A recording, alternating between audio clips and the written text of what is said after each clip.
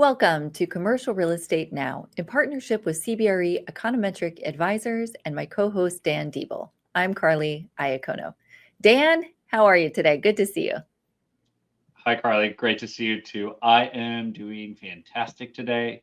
We're coming out of a heat wave in the Pacific Northwest, and I'm from the desert. So the heat wave in the Pacific Northwest always makes me feel a little bit more at home. But then I'm very happy when it subsides because there's a reason why I don't live in the desert anymore. I love But it. yeah, I am doing great, going great up here. How are you? I feel like you're happy on either side. I forget what we were talking about last month, but it was the same thing. You're like, I'm happy when this happens and also happy when this happens. So that is just a great mindset. So glad to hear it. Glad to hear both scenarios work for you. Yeah, I gotta find the joy in everything, right? It's true. It's a good way to live. Good mantra. Absolutely. So That's we're got to be doing something else. something a little different today, kind of fun, moving away from our typical economy and economic reporting, right, and data, and talking about artificial intelligence because, well, it's all the rage. And we figured why not do an AI flyby as it relates to retail real estate. Now, today's episode is not meant to be exhaustive or going in deep on one technology. We're certainly not here to say what tools you should use specifically as a tenant, an operator, or an investor, but it's a good time to kind of look at different areas of real estate from all different angles and kind of figure out what's being done and where maybe more attention needs to be put on both sides, tenant, operator, investor, etc. So that's the gist for today. AI flyby. You ready? I'm never. I mean, I'm always ready, but I'm never ready. Never ready for AI. It moves so quickly, and there's always something new, and somebody else has always done something really cool with it. That I'm like, oh, maybe I can do that, and then you get into it, and maybe you can't. I, But yeah, I know. I'm ready for this conversation. I've avoided talking AI and retail for a long time because I feel like the hype builds up too much, and then Yep. we get to this point where everybody thinks it's going to solve all of the problems, not just the problems it can solve. It's very humbling right now, isn't it? Because, like you said, the pace of change and the pace of just staying current is so fast that you finally dip your toe in and try something beyond just Chat GPT, which I feel like everyone's kind of playing around with now, right? Beyond that, it feels really overwhelming, at least to me. But yet, I think it's important to keep pushing yourself as a professional, no matter which side of the industry you're on, to keep learning and trying and testing, or you're going to be left behind. You're probably going to be left behind anyway, because it's, every day something new, but that's the only choice, really, is to Yeah, keep poking around and giving it a go, I think. absolutely, and a great transition into talking about retail because retailers are constantly met with trying to fill consumer demands and figure out next trends. So these retailers are constantly innovating. I know that as consumers we don't always observe it, but they are constantly finding new concepts, making tweaks to the store, trying to figure out how people move through the store. And we'll talk about some of the cool AI innovations in that space a little bit later. Again, I'm excitable, so I'm ready.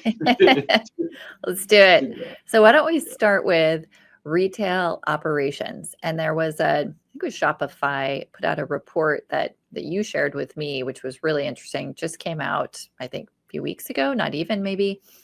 Mhm. And the numbers of kind of the percentages of adoption were what really struck me. So I'll just start with one stat and then we can kind of chat about it. The report said that 90%, 90% of retailers are already using AI or have a clear pilot in the works.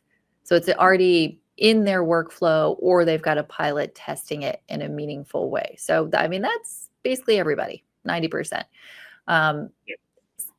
so I thought that was really interesting. And then to your point, there's so many different ways this can go. So from a retail operation standpoint, what are some of the use cases or things that you've read about that are going to be kind of interesting game changers.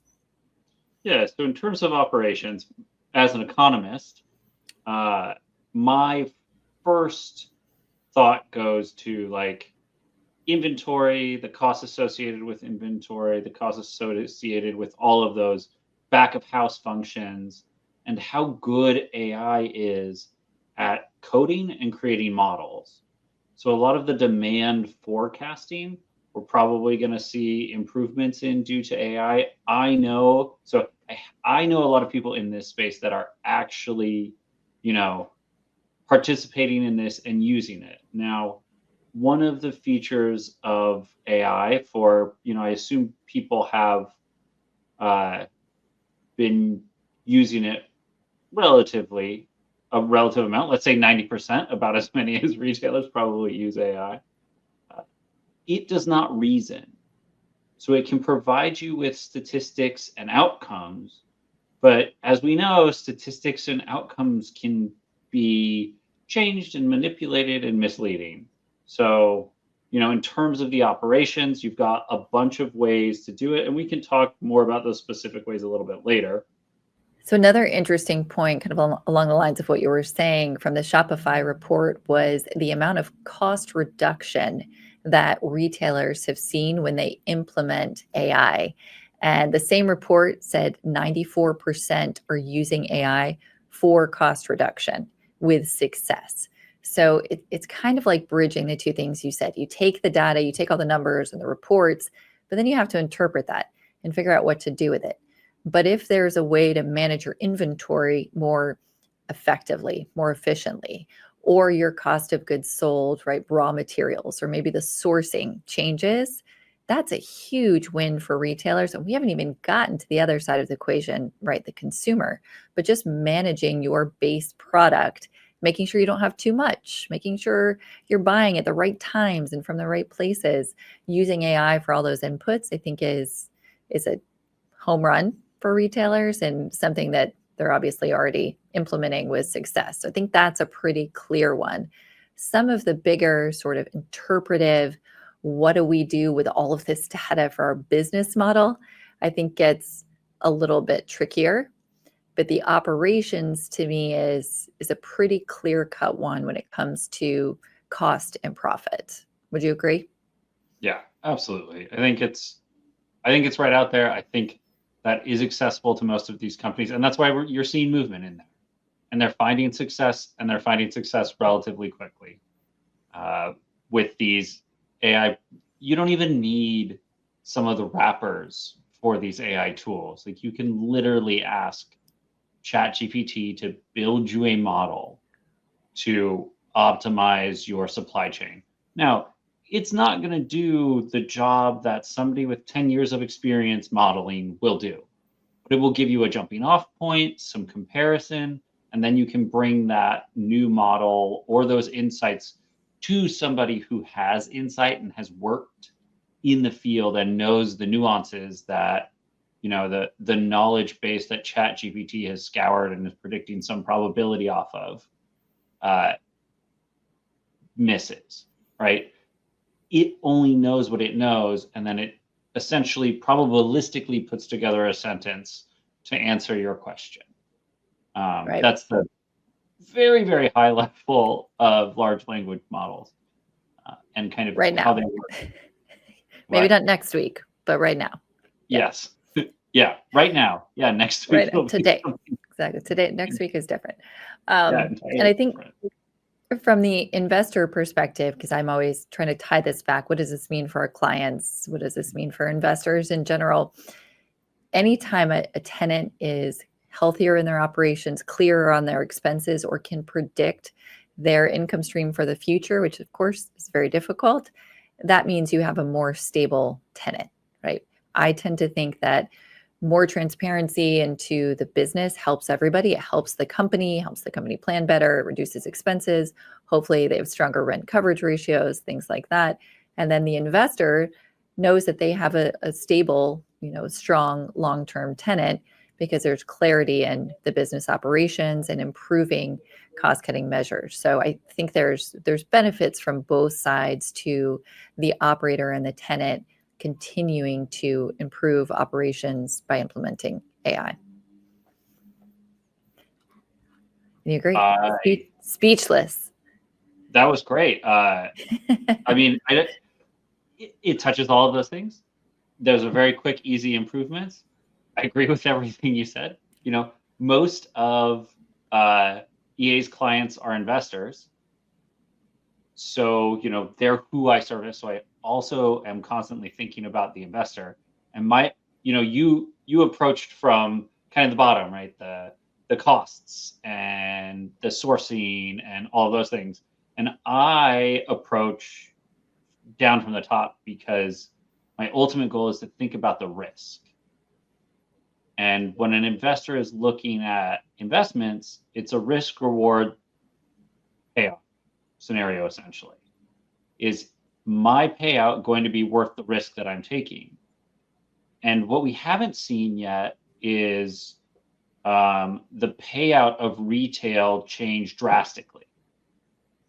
So when AI comes in and lowers the risks for all of the reasons that you have mentioned, I'm not going to restate all of them because I agree with all of them. When it lowers that risk, it makes retail more attractive because it makes these healthier, credit-worthy tenants. Not only your major tenants, but your smaller tenants get wider reach through incorporating AI into their businesses. Maybe they're making marketing materials. Hopefully not those horrible obvious AI-generated marketing materials, but they have a hand guiding the AI to make professional marketing materials. I could see, I don't know if you're kind of envisioning this in the future, but I could see more of a bifurcation between the companies that are using these tools and the ones who are not, right? So some of your local businesses, mom and pop businesses, so we affectionately call them, maybe you see a bigger spread in risk premium from the investment side with companies that have a solid AI business plan, that it's integrated into their business in different ways, and those that don't at all, right? And that could be not that they're not good businesses, there's just perceived higher risk because there's less predictive ability and less analytics, less transparency through their operations, their sales, et cetera. So I don't think there's definitely a spread right now between local tenants and investment grade tenants, but I think that could shift even a little more to AI being part of the conversation. Is this an AI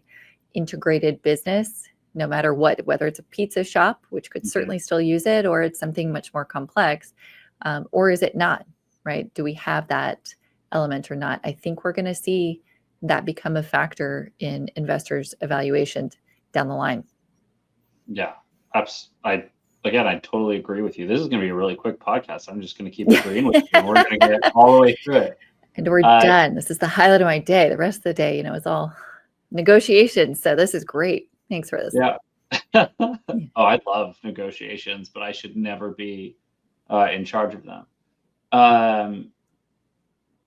Yeah, I agree with that. And I think that we're still at such an early part of AI adoption that we haven't reached the place where companies have put too much reliance on AI. For instance, when I found that Shopify report, I had AI do a summary of it, and then I sent you that summary. Some of the statistics that it pulled from that summary were not the right numbers associated with the right words. So you always have to double check, sometimes triple check what it's actually saying and finding, which is why eventually we'll hit a point where companies have relied too much on AI and then exposed themselves to more risk. We are nowhere near that point yet. I think we're still in a risk reduction mode as adoption of AI. We learn what it can and can't do because we're still discovering that. I think that was a great contradictory point, though, to what I said. Actually, I think you brought up a really good counterpoint. I guess it's a better way to say it, that there could be too much reliance because AI right now anyway still hallucinates. It still makes up information. It still mismatches, right, summaries. And if you're relying on it too much and not in cutting out the professionals to cost cut or whatnot, there could be real issues down the line too. So it could go too far before the technology catches up. I haven't seen that yet, but I would imagine that that's a real scenario. So I'm glad you brought that up too. Yeah. Maybe it Yeah. increases risk, actually. It can, yeah, it can. I think that's a Right. future. I think that's a future worry right now. I think the risks are fairly well known and accepted right now within the business world, and Right. that it's a tool. It's not a laborer yet, or yeah, it's a tool for your workforce to utilize to increase Right. productivity. Yeah. Let's move on to another segment of the business, and that's the consumer side. So, how retailers and tenants might use AI to influence consumer behavior and drive sales. So, no longer in the cost cutting, but how are they increasing their revenues? PwC put out some interesting research we were chatting about earlier. Um, about how it's tailored shopping. And I feel like this was a kind of a buzz concept 3, 4 years ago. It's been a while, right? Like you're going to get Mhm. promotions just for you and deals just for you. But it seems like it's predicted to go, or maybe it already is in some cases, a bit farther to where you have an agent that, an AI agent that just knows your shopping preferences and profile and is actually putting together outfits or suggesting things and really making that shopping experience just about you so that you spend more, you save time, and it's just a better experience all around. So, and that's just one example. What do you think about AI driving consumer behavior to influence the sales process? Yeah. So anecdotally, I'll start with, we know that these large social media platforms, they take our data, they use it, and they sell it off to advertisers, which is why they provide that media service for free. Right? We're essentially giving them access to our data that they then sell to advertisers, which then utilize that to get our business. That's how it's always been done. AI has increased the ability for that to happen very, very personally, and like just straight narrative here without thinking about AI or anything. I have been on Instagram, I think, since it started. Uh, I have never noticed how quickly, if I search a product on Google or if my wife likes something on Instagram, how quickly it feeds into my feed. I can literally have products in my feed that like we've put in our Amazon cart, and it shows up in my Instagram feed of like, hey, were you considering this Yeah. product? So we've already started moving towards personalization, and AI certainly helps with hyper personalization. And even further, we're finding consumers want things catered to them. And the trade off here is personalization versus like overreach, Right. essentially, into their private lives. Privacy and data concerns to where it hurts the reputation of the retailer, right? I could see a tipping point there, and or maybe not. Maybe people just start to accept it. Where you walk into a store or you're searching online, and they're like, "We know you love everything the color purple, and here's our latest collection." Where maybe you never told that retailer that you like purple. Just a quick example. I could see that getting kind of creepy, but also it could go the other way. It could be really, really effective to where I'm like, God, I love purple. Send me everything. I've been looking for this, right? So Yeah. I don't know what that tipping point is, but I think you're right. It's got to be a delicate balance between adding value or seeming overreaching, like you said. Yeah. And like there's a famous example of Target sending a an ad for pregnancy and prenatal supplies to a household whose teenage daughter did end up, in fact, being pregnant. My goodness. And the father did not know and brought the ad back into Target and said, "Why are you sending these to my daughter?" And then he had to, of course, go back and apologize afterwards when he did find out Oh that my gosh. Target had predicted analytically that uh, there was a high probability his daughter was pregnant, and in fact, she was. So Wow, that's that crazy. certainly, like, that feels like overreach, Right. But Right. I just had a child. Instagram is full of everything for children.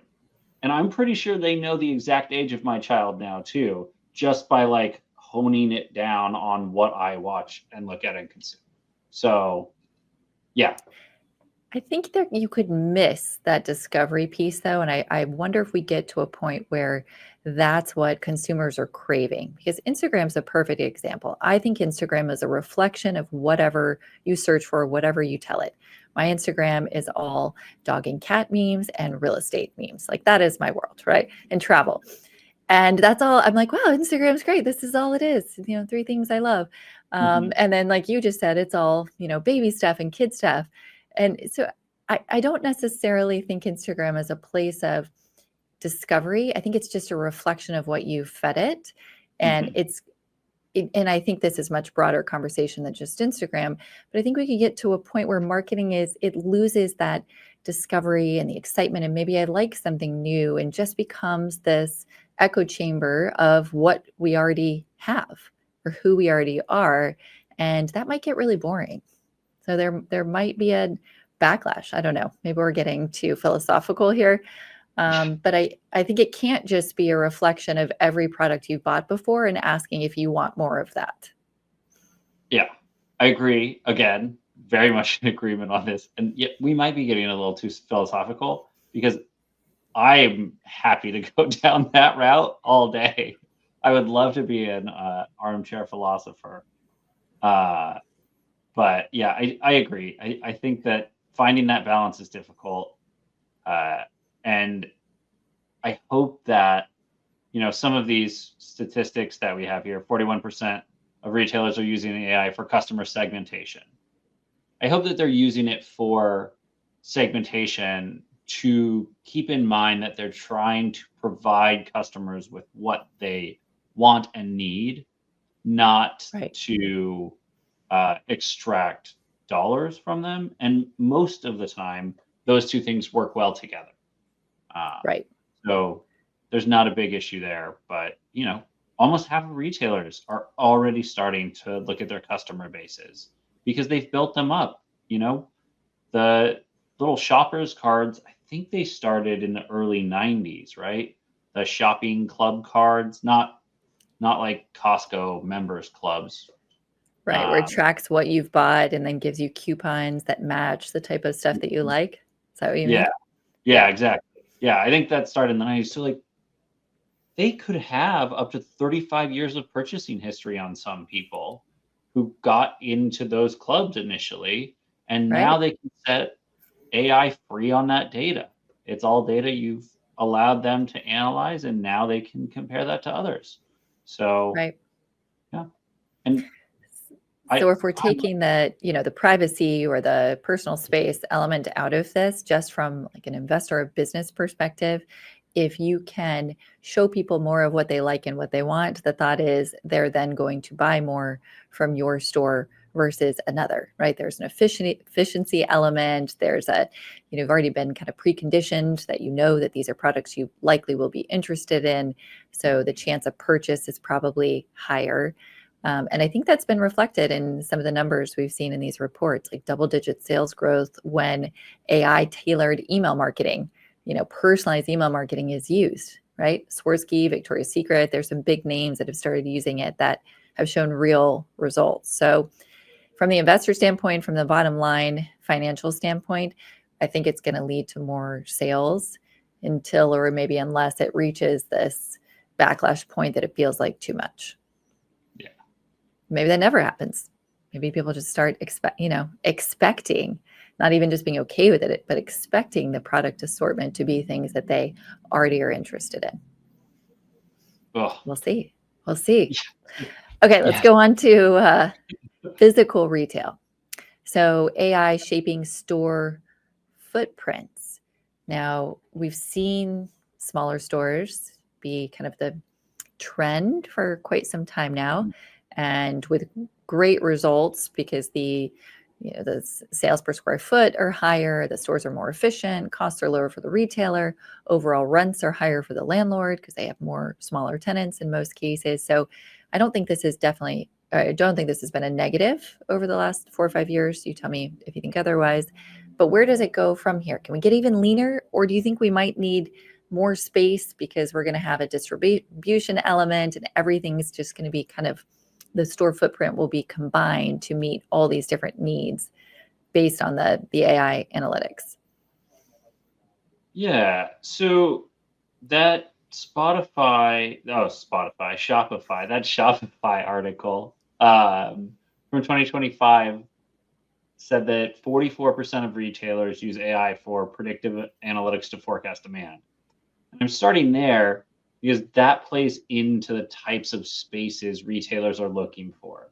Because when you can forecast demand, you can more effectively allocate your goods, which means you need less holding space for them, you need less shelf space for them, they need less time on the shelf.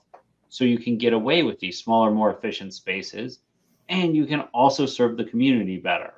So, using AI to figure out your consumer segmentation that matches the demographics of that community can help you expand into new areas as a retailer.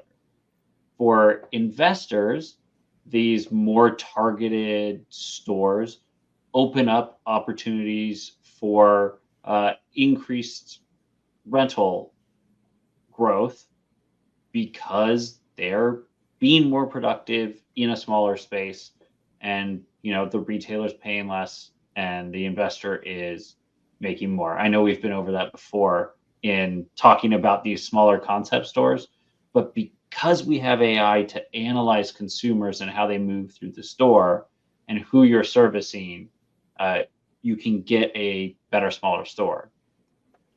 There Yeah, was there's so many. Oh, sorry, go ahead. there was a good paper about how Gen Z walk through a store versus like millennial versus Gen X. And it was all how Interesting. they like approach a grocery store. And it was very fascinating because they all move through the grocery store differently. Hmm. And right now, we don't know if that's an age thing or if that's generational Right. effect. I would say it's an age effect, right? I'm far more efficient now at my grocery store with my lifestyle than I was in college when I would say a grocery store was a fast food market or something like Right. that, Right. right? Like we didn't necessarily use it, so we didn't know how to use it. So that may change. But anyway, AI is looking at they're using some sort of AI layer to figure out how their consumers move through the store, and then they can get smaller stores that service smaller populations more effectively and efficiently for both the populations and the retailers. And that could be which items are more in demand, how like long people stay and look at the items, what the turnover is, just, reworking kind of the dead areas. I've seen some of those heat maps are pretty interesting about how people move through a store. I've never seen one done by generation. I think that would be even more fascinating. But even just the basic heat maps that AI analyzes of consumer traffic is really, really interesting on where you place items, like how the walkways should be laid out. Is there a turn here or not? Like that is all thought out, which is so cool. Mhm. And I'm sure it's going to become even more efficient as the AI gets stronger, to your point. So maybe that means smaller stores, maybe it means different layouts, but with the inventory controls coupled with the study on consumer behavior, I think maybe that's where you get smaller stores because you're seeing that the turnover of items plus the highest demand plus where the dwell times are, and you kind of put all that together, and theoretically it would be a smaller store with the same amount of sales coming out of it. I guess Right. that would be the goal, right? Yeah. To Well, a yeah, and point. To a point ideally though, you would because you're not going to ideally get you too would small. right. Yeah. Ideally you would increase sales though because you would know your consumer base Right. even better. So you Right. could uh you know service them more. You're not sending, I don't know, Labubus to uh I don't know, a college town. Do college kids like Labubu? Everybody likes Labubu. That was a I horrible don't know about example to everybody, try to come but up it's in the so moment. strange. That was terrible. We can cut that one. Elderly Um, people.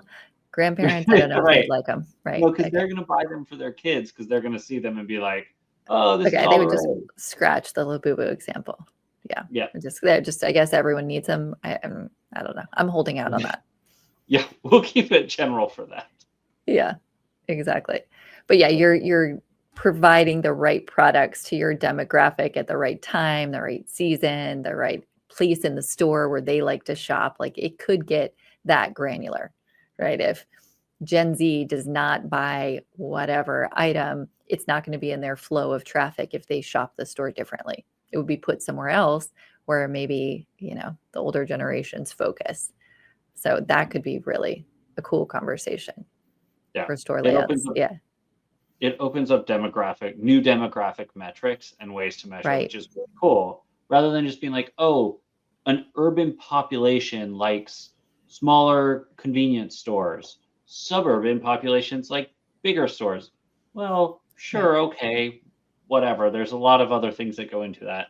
Let's look deeper into these demographics now that we can do it quickly and effectively with AI. Mhm. Yeah, Yeah, I love that. So there will be more personalization, so much more coming out on consumer behavior and how retailers can use that to drive sales and become more profitable per square foot of retail space, which I love, right? Sales per square foot is a wonderful metric. So I think that's going to help us over time have stronger tenants as well.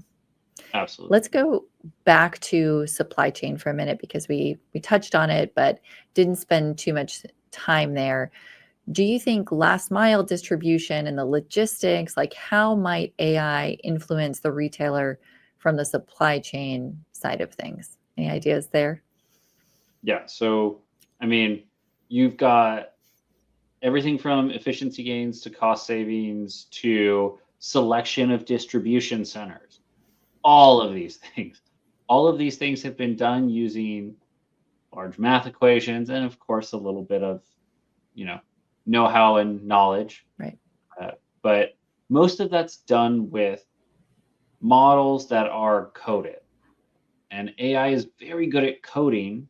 It's not very good at math. So the people that have already been working in supply chain are very good at math and very good at coding. Now they essentially all have an assistant. That's going to help get gains in efficiency. In fact, that same Shopify article did a great job of bringing together a bunch of other It did. articles too and all of their information. It really was a fantastic article. Rarely is the first article I come across on something a great article, and that was a absolutely fantastic article. It found 59% of retailers say AI improves supply chain through throughput. 45% reported supply chain costs reducing. And then mega distribution centers, 49 leases of greater than 1 million square feet were signed in 2024, which is up from 43 in 2023. That's a CBRE, actually, Yay. citation. Um, so, all of this momentum is because they're just getting to make smarter decisions on the back end that lead to these efficiency gains because they know their consumer, they know where their products are going, and they know how to distribute them better. So, we may see a shakeup in kind of the distribution industrial markets more quickly than we would see a shakeup in, retailer location. Although we may see the center start to move a little bit more towards goods than services necessarily, Mm, because goods that's a require good more point. shelf space than services. Right. Good point. Not even sure how it would affect services, but I'm sure they're the same efficiencies and, different metrics, but same applications there too. But I think everything we've talked about thus far has really been more goods based. That's a good distinction. Yeah, yeah, And I because think, the go ahead. service-based stuff is kind of how we use it, right? Like Right. you're using AI in the background to help give you insights or do minor things and improve your productivity, but it doesn't change your spaces or yeah, it lowers your time costs and increases your profit as a servicer. Right. Still a relevant, very relevant part of the picture. Mhm. Do you think there are any other negatives we didn't touch on? We talked about kind of the hallucinations and the being too quick to adapt and having misinformation or making decisions without a complete picture, or just hallucinations of the data that the AI is inferencing. Do you think there's anything else besides maybe the hallucination or poor data that would be a concern as this adaptation moves quickly? Yeah, so the unknown unknowns. Uh, at Econometric Advisors, we've been using machine learning, which is like the predecessor to AI essentially. And AI is just bigger machine learning if we want to really trivialize it. um, but through that process, you find that there are patterns in the data that don't mean anything. Mm. And they might be because maybe a clerk's favorite number was 3. So they chose to end all of their identification things in 3. Or every time they gave out a phone number, it ended in 3. And like these are actual things that have happened in history in data Wow.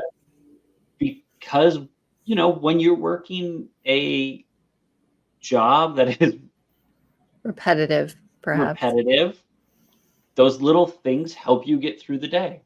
Hmm. Um, yeah, it like phone numbers. There was the way that phone numbers were assigned had a pattern and a trend.